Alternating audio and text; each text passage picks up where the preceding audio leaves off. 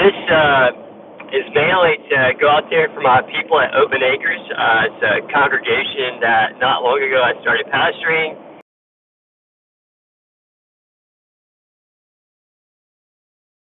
The message that was shared this past Sunday did not go out there. Anyway, this is mainly for them, but anybody else who wants to hear it, awesome too.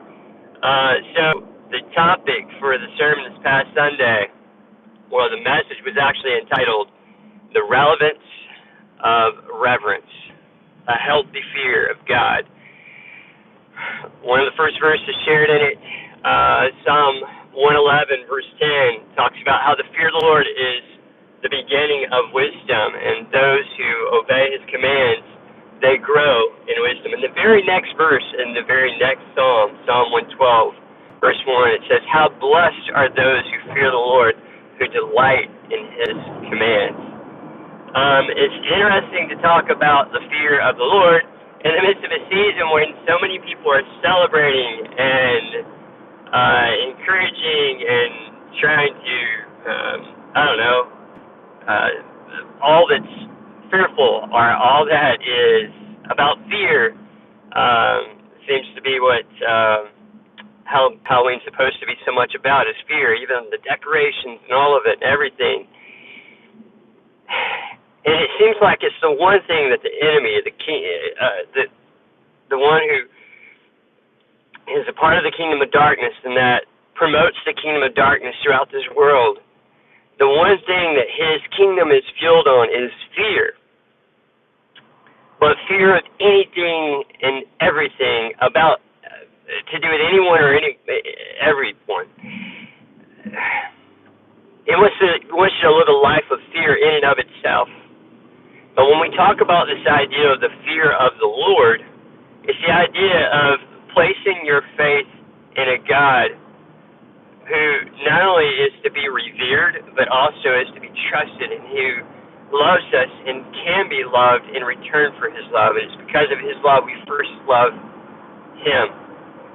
Or it's because he loved us first that we are able to love him. And I've wrestled so much at different times in my younger years of life with fear.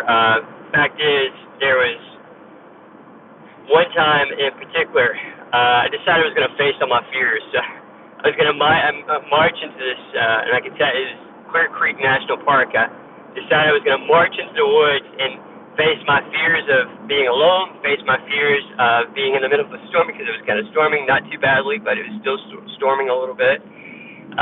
Face my fear of wild animals, but also know that all along that God was with me, and he was, and it was an awesome experience, one of the most awesome experiences in my whole entire life.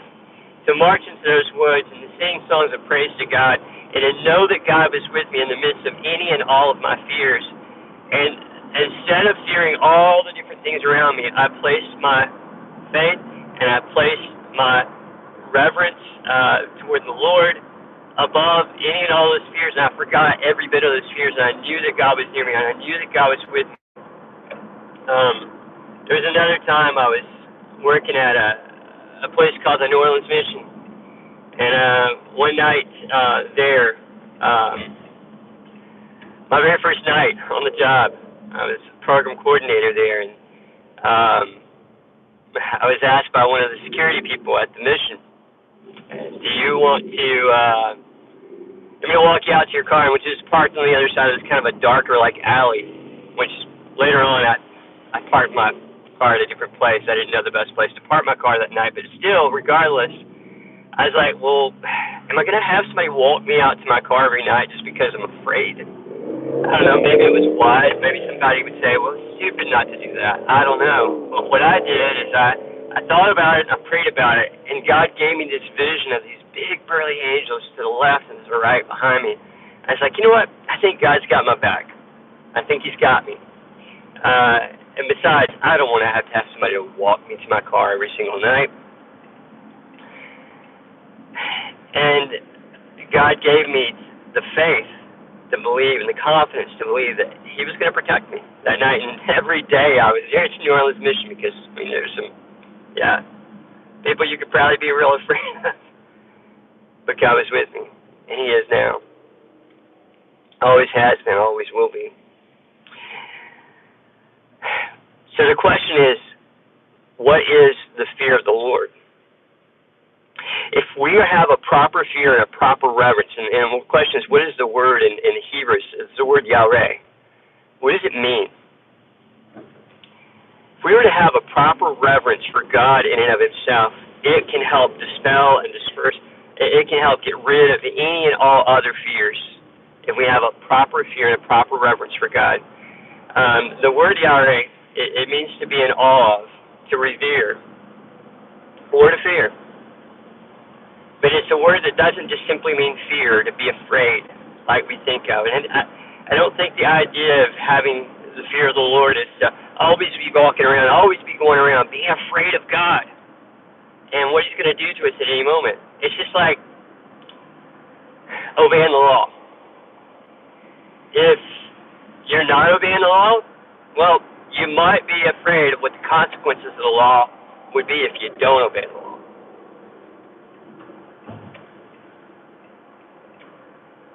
But if you're living in sync with the law and you're living within the bounds of the law, well, you may have a proper respect, maybe a proper reverence, but you're not living in constant fear. In the same way with God, if you get yourself right with God, you no longer are living under the wrath of God.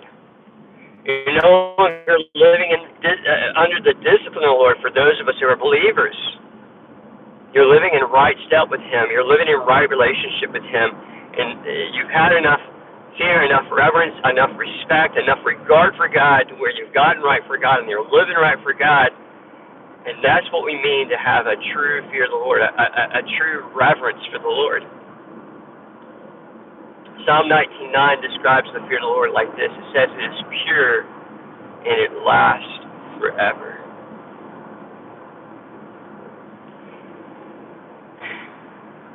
If you are living a life of fear, and I'm not talking about fear of the Lord, rather than a life of faith, which so many of us were so overcome by fear back in 2020, and you've never yet placed your faith in Jesus, or if you have placed your faith in Jesus, but you've gotten back into living a life of fear, not a fear of the Lord, but a fear in general, rather than faith,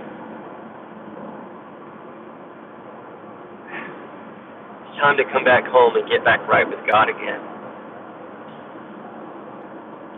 But if you've never come home in the first place, come home for the first time and find shelter in what I call the shadow of Shaddai. Shaddai means the Almighty. The fact is, the series that this message comes out of is a series on Psalms called In the Shadow of Shaddai. Well, I'm going to try to do a couple more of these recordings over the next 2 days, mainly again to get out to my congregants at Open Acres, my people there at Open Acres. But anyway, blessings to all of you that may have tuned into this or may tune into this. And I pray that this blesses you and is used for your life, used by the Lord in your life. God bless you all. Thanks for tuning into this video today.